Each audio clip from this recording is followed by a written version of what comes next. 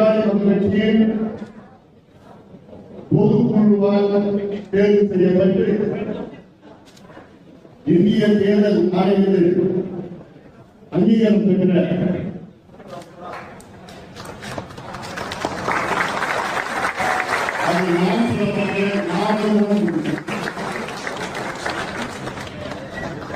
பாட்டாளி மக்கள் கட்சியில் தான் அது நானும் இவங்களும் கிடையாது. நீங்க தான் பாட்டாளி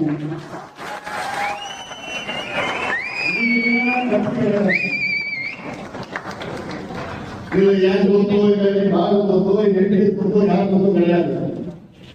இது நீங்க முறையாக நீங்க எனக்கு சொல்ல வேண்டியது.